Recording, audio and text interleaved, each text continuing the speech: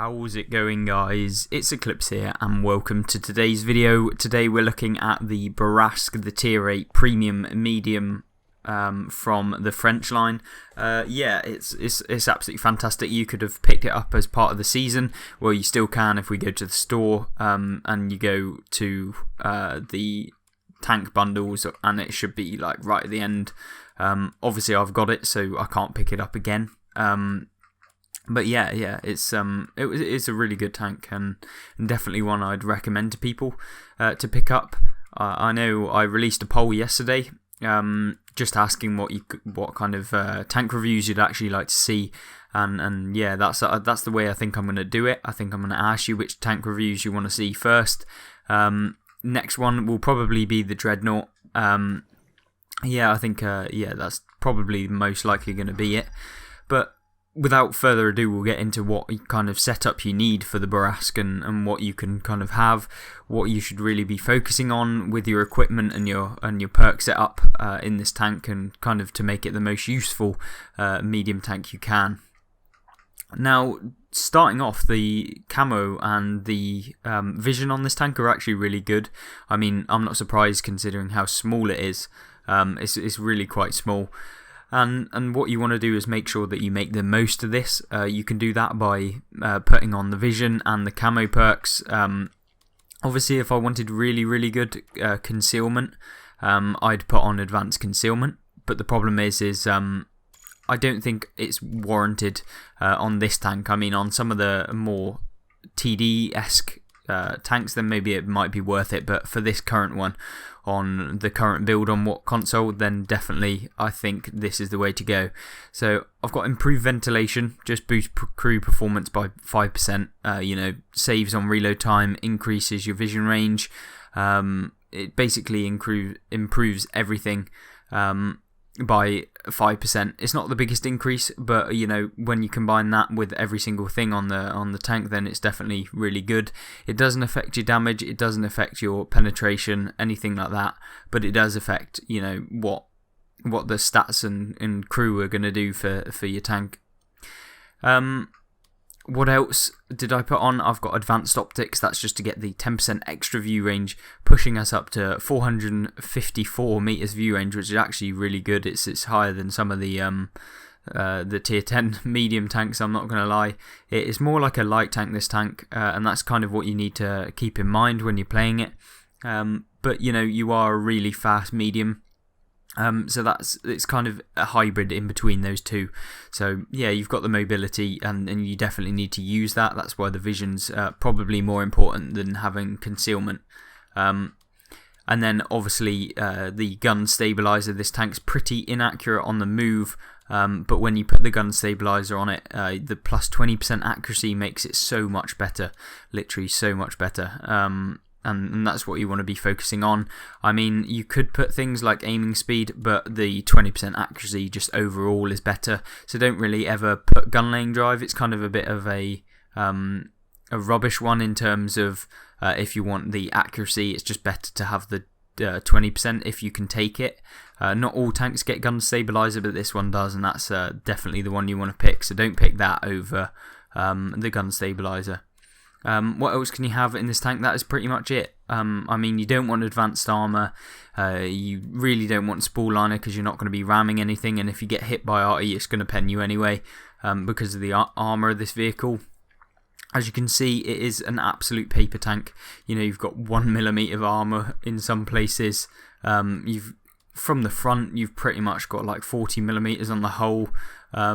It's pretty flat as well, the front plate. So yeah, everything's going to go through you. You do not have armor, and that's the way you need to play it. Make sure that you don't put yourself in positions where you could potentially get caught out and taken out in the battle. What else? This tank is... we're going to look at the crew as well. Consumables, I've just got full premium. I just enjoy that, and I've had a few times where my crew's actually been knocked out, but I would 100% for those of you who want to save a little bit more silver to have the med kit, and since it's a premium tank and you earn more silver, then this is probably the way you want to go. And then on to the crew. or the commanders I should say. What I've got in this tank is 6th sense. Obviously I want to know when I'm spotted, if I poke over a ridge, if someone's looking at me, or if someone is actually around where I am within my vision range. Very rarely get out spotted in this tank, which is good. Means that you get a lot of assistance damage.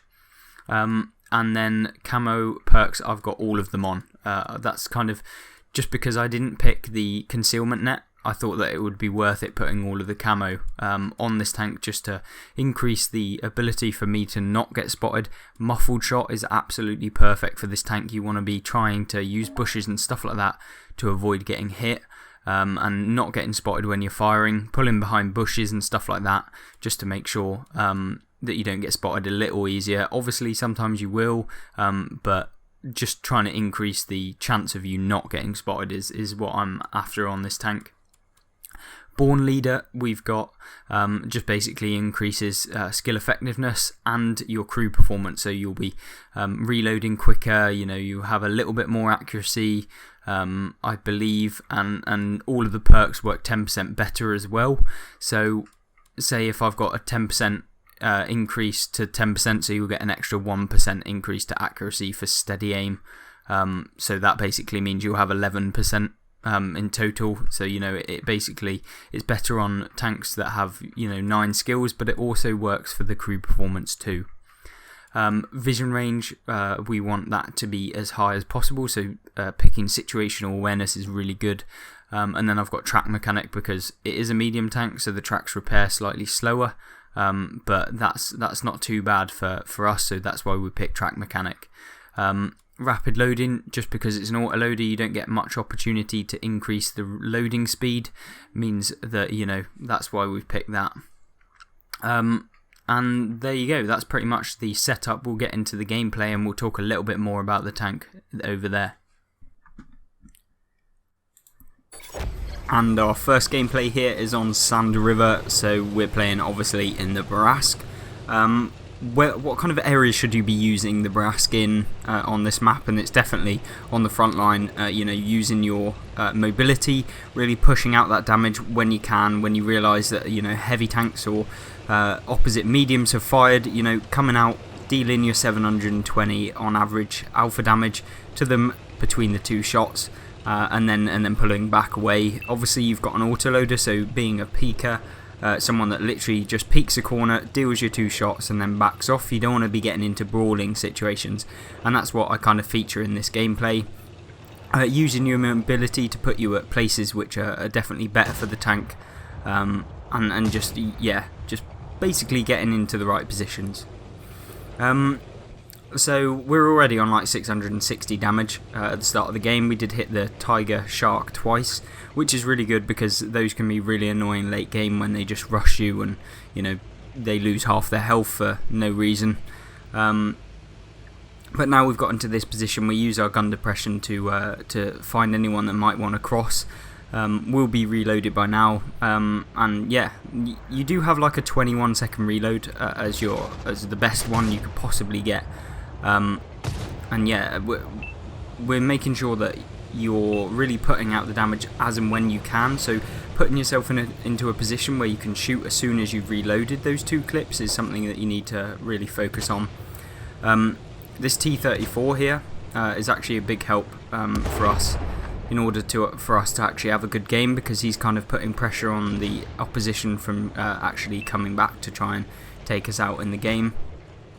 This game was actually a good one in general, but it can go wrong, and that Bellerophon could have probably hit us there if he aimed properly, without swinging his turret around, and it's just situations where you need to put your enemy team, or the enemy team need to be in between you and some opponents. It's kind of a very good support tank, the Bourrasque.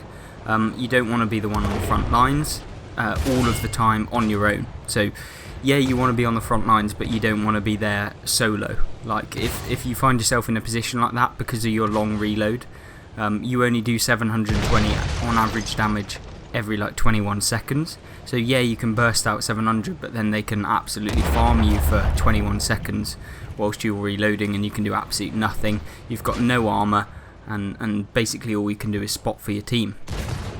So this tank is actually one I'm actually finding really fun. I have got 1 mark on it so far. I'm at like 75%. I haven't played an enormous amount in it. I think I've played like 60 battles, 60 to 65 I reckon, something like that.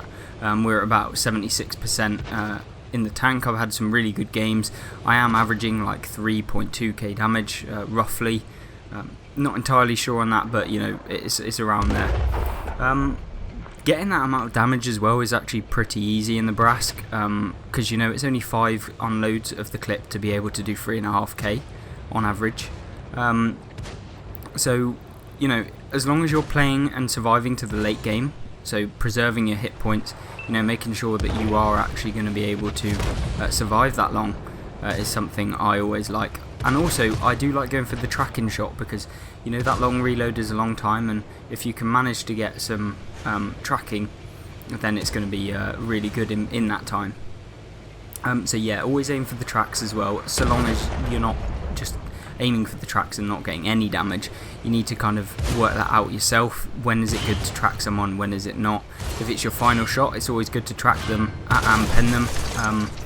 And also focus tanks that are on 1 hit. So you see me here, I hit that AMX, and then I shut down that Object 257 as well. That just means that in that reload I'm not going to get hit by anyone else, which is something the Bourrasque does really well. So getting those shots out on multiple targets, taking them out of the game, the low health ones, because your alpha damage is actually fairly high at 360. So it's not one of those really low ones where you might struggle. Now, I make a bit of a misplay here by bouncing that shot there. I should have really fully aimed properly, and we get hit in the back by the SU-130 PM, who's spotted us. And now I'm in a bit of an awkward position. I've got my engine damage. He isn't spotting us though, and we do just spot him there. I realise I probably need to get rid of that guy as soon as possible, so we're aiming. We put 1 into him, and then we put 1 into him blind, and we take him out of the game. He's no longer a threat to us anymore. Our team seem like they're going to be able to deal with that heavy tank. Obviously I'm on a reload here, so I'm just going to make sure not to really put myself in harm's way and just protect my hit points to the late game. It's what you got to do in a tank like this where you've got no armour, is just preserve your hit points to the late game. Autoloaders always become infinitely more dangerous at the end of the game than they do at the start, so having hit points at the end is far better than having hit points at the start of the game. You know, that means you just have to preserve a little bit more. It's better to, you know, wait it out a little bit than to get loads of damage at the beginning. This defender you see there, I track him and then I put another round into him. So we managed to actually get a bit of assistance, and we get a full 2 shots of damage. The Draugen now in the middle, he's not in a great position. There's 3 of our teammates, there's 2 of theirs. Looks like we'll probably win so long as I don't play this silly. And yeah, we've managed to actually have a really good game here. The one problem you see here is the elevation of the tank. You don't get the necessarily very good elevation, which means that, you know, if you're coming down a slope, you're not going to be able to hit the opponents that you really want to. It can be annoying, but you know, it's just one of those things. And yeah, you'll see us here. We're just moving in on the Draugen. Hopefully we can get some more shots of damage on him. I'm not entirely sure yet, but we'll find out in just a second. Where is he? Where is he? He's outspotted us. That's very rare. He must be in a bush. We're going to move further up here and try and find out where he is. Really hoping he's not going to have Hesh loaded. Artillery goes for us, misses us, puts us on a 1-shot for the Draugen. If he's loading Hesh, we realise he's probably going to hit us here. He's taken 1 shot, and unfortunately I fired on the move as we hit that bump there. Instead of trying to get round him, I'm going to put some cover in between us. He's going to be reloaded in just a second. And there you go, we've put some hard cover in between us, and now I'm just going to do ring around the rosy with him. I'm faster than him. I should be at the advantage here, and we're just going to keep going round. You know, if I was the Draugen there, what I would have done is just reversed up, gone over the ridge hopefully, and then and then I'd have been able to probably take me out of the game if I was in his position. I don't think he realises that I'm going to be behind him. We aim, we don't want to miss that one, and we put one into him. Wary now of the artillery, because obviously it could go horribly wrong if he manages to hit us across the map. But I think by now we're pretty safe. Could have hit the back chat, but then again the elevation being really annoying for us, and we couldn't actually manage to actually elevate our gun to be able to hit him. Game's over now though. We should have carried on going if we wanted to manage to pick up that last kill on the Batchat 155-55, the tier 9 French artillery, but that wasn't the case, and you know, we've managed to do a decent game so far, and I've got no problems with that. Yeah, the Bourrasque, fantastic tank. I'm sorry that this replay was on the replay system, but I do have another one for you that is actually live, kind of where you'll see what it's actually like with the aiming reticle and stuff like that, as opposed to the replay. Yeah, what do I think of this tank so far? I think it's really, really strong. It's got a really good gun. If you play it right, you can have some massive damage games. It's so consistent. I think it's a really, really good tank. Yeah, I can see newer players having a little bit of a problem with the tank because obviously it has the autoloader. If you don't understand how to play them, if you don't use that peaking where you might only take 300 damage to deal 700, so long as you understand that if I pen these 2 shots I'm going to deal more damage for taking 300, or just being very opportunistic to be able to put some damage into the opponents. You'll see that I picked up 5,400 damage in this game, 2,207 base XP and 6 kills. We will have a look at what medals I got as well in a second in the post-battle results screen, although it might take a while for me to be able to actually get there. So here we are, there we go. That's how much damage we did in total. We managed to pick up 5,400, as I said, 6 kills, 23 direct hits and 804 assistance damage. We made 135,000 silver, and that's something you need to take note as well, because it is quite a good silver earner if you fire standard. Managed to pick up a mastery badge, sniper medal, top gun.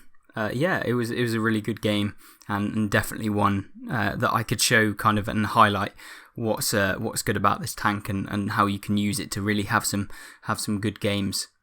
We'll move on to the next replay, obviously here, and we'll show off some more kind of versatility of the tank on a different map. So this next replay is here on Pilsen. This is a map that really doesn't suit the Bourrasque necessarily. I mean, you can have good games on it. It's definitely one that you're able to have good games if you play right, but it's not typically the best one for the tank.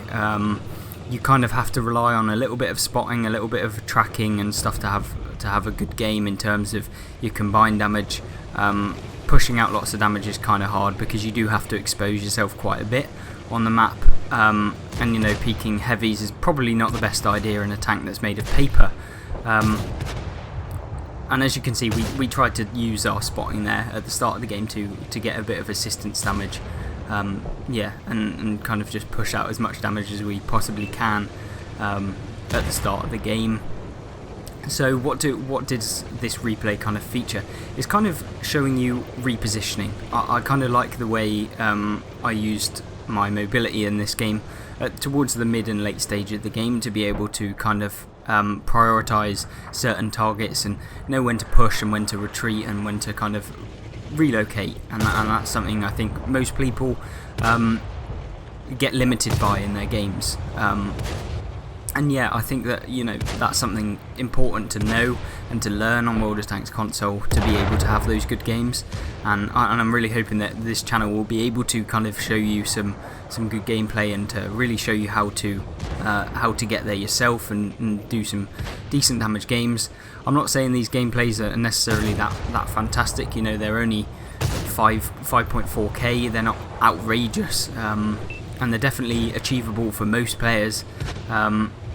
So long as you play the tank right and you know what the strengths and weaknesses are and where to use your tank on certain maps, I've had a few games on the new maps in the Bourrasque. I've played, I think, 2 games on what's it called, Vineyards, and they went alright. It's a good map for that tank, to be fair, because it's a lot of open ground, it's a lot of ridge lines and stuff like that. And using the gun depression of the Bourrasque, which it does actually get a nice amount, means that you can have some decent games too.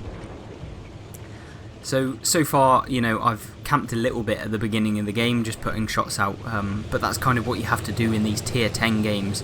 That's something I forgot to mention, that this game was actually tier 10, and when you're bottom tier, you definitely don't want to be the one on the forefront, because there's a lot of tanks that have way higher alpha than you do, even with both of your shots, and it's a lot harder to actually pen tanks that you come up against too.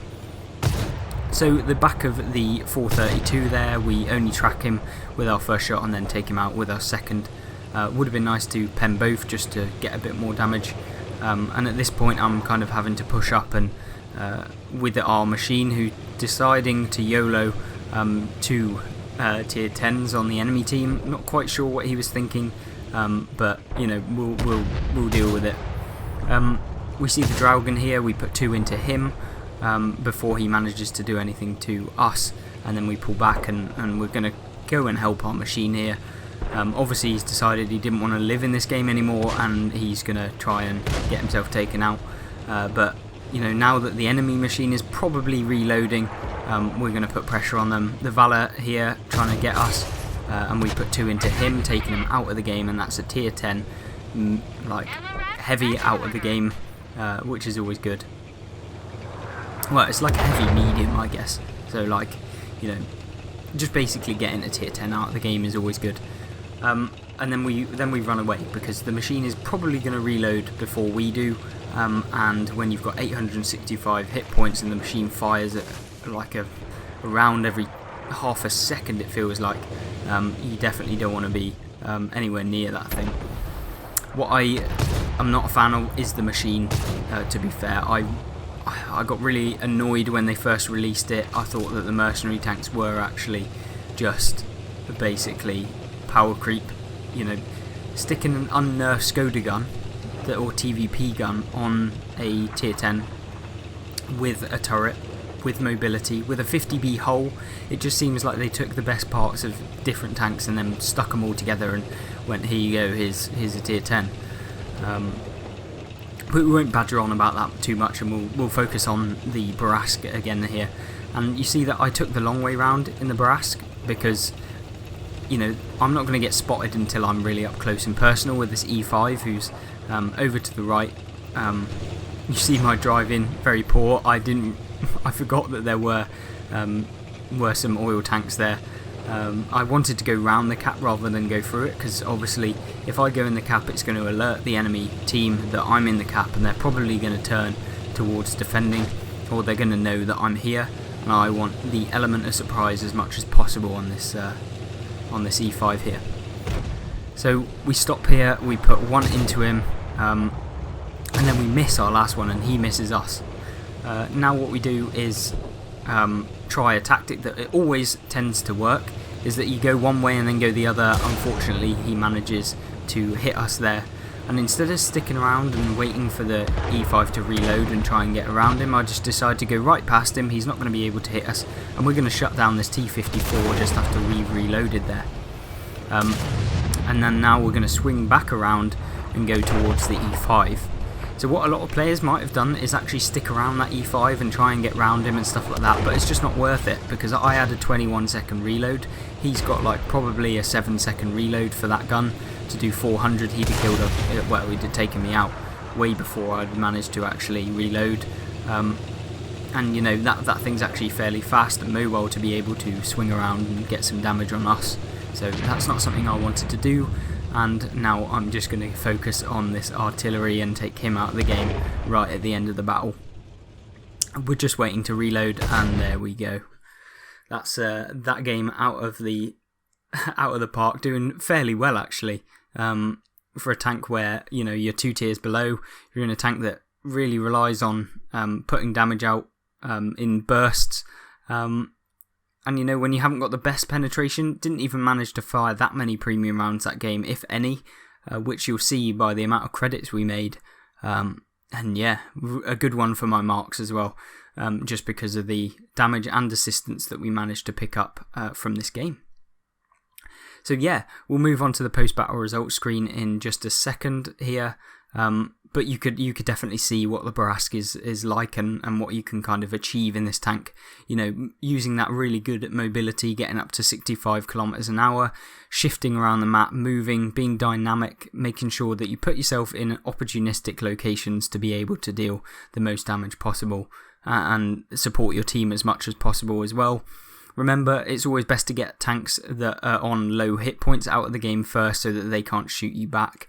So, you know, limit the amount of guns that are going to be shooting at you. And yeah, that's always something I try and like to focus on doing, as well as also knowing when to support your team in other ways, like just dealing straight up damage to the enemy team.